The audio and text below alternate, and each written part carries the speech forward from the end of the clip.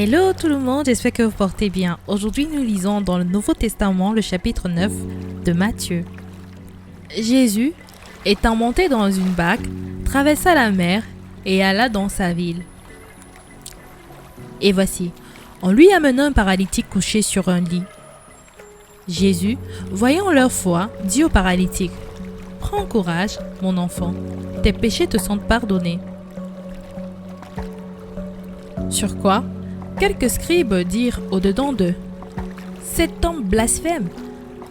Et Jésus, connaissant leurs pensées, dit, « Pourquoi avez-vous de mauvaises pensées dans vos cœurs ?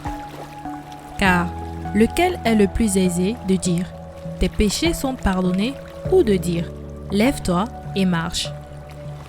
Or, afin que vous sachiez que le Fils de l'homme a sur la terre le pouvoir de pardonner les péchés, « Lève-toi » dit-il au paralytique, « Prends ton lit et va dans ta maison. »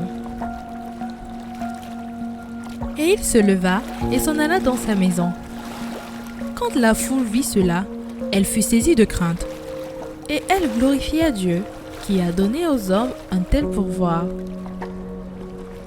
De là, étant allé plus loin, Jésus vit un homme assis au lieu des péages et qui s'appelait Matthieu. Il lui dit, « Suis-moi. » Cet homme se leva et le suivit.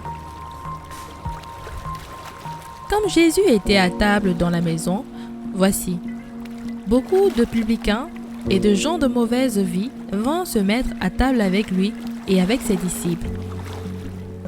Les pharisiens virent cela et ils dirent à ses disciples, « Pourquoi votre maître mange-t-il avec les publicains et les gens de mauvaise vie ?» Ce que Jésus ayant entendu, il dit, « Ce ne sont pas ceux qui se portent bien qui ont besoin de médecins, mais les malades.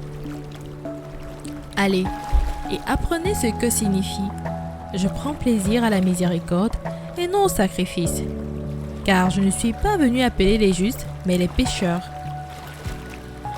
Alors les disciples de Jean vinrent auprès de Jésus et dirent, « Pourquoi nous et les pharisiens jeûnons-nous, tandis que tes disciples ne jeûnent point ?»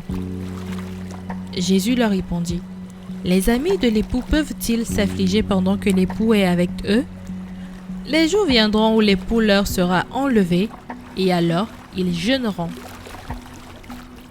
Personne ne met une pièce de drap neuf à un vieil habit, car elle emporterait une partie de l'habit, et la déchirure serait pire. On ne met pas non plus du vin nouveau dans des vieilles outres, autrement, les outres se rompent, le vin se répand, et les outres sont perdues. Mais on met le vin nouveau dans des outres neuves, et le vin et les outres se conservent. »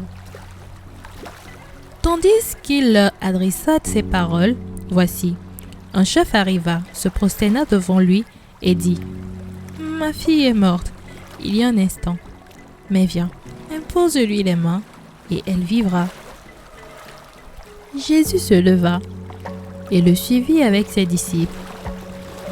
Et voici, une femme atteinte d'une perte de sang depuis 12 ans s'approcha par derrière et toucha le bord de son vêtement. Car elle disait en elle-même, « Si je puis seulement toucher son vêtement, je serai guérie. » Jésus se retourna et dit, en la voyant, « Prends courage, ma fille, ta foi t'a guérie. » Et cette femme fut guérie à l'heure même. Lorsque Jésus fut arrivé à la maison du chef et qu'il vit les joueurs de flûte et la foule bruyante, il leur dit, « Retirez-vous, car la jeune fille n'est pas morte, mais elle dort. » Et il se moquait de lui. Quand la foule eut été renvoyée, il entra, prit la main de la jeune fille, et la jeune fille se leva.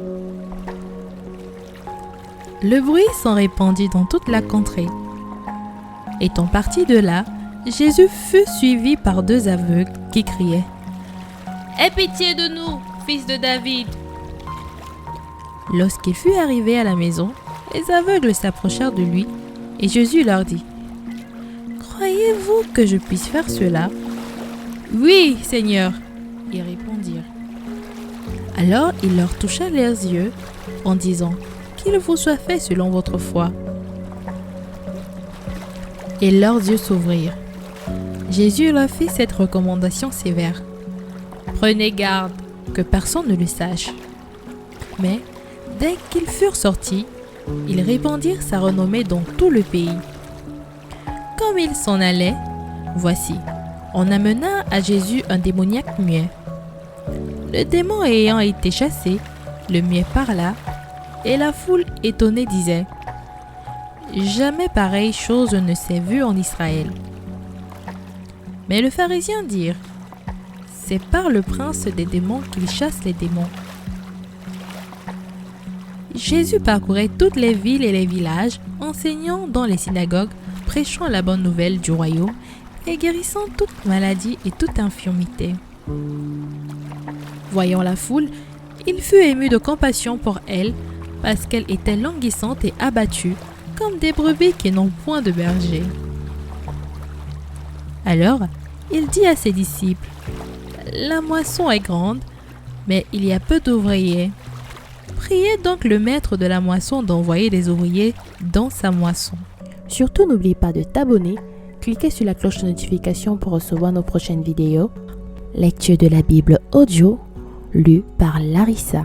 Dis-moi en commentaire le passage que tu préfères et que nous puissions la méditer ensemble. Que Dieu te bénisse.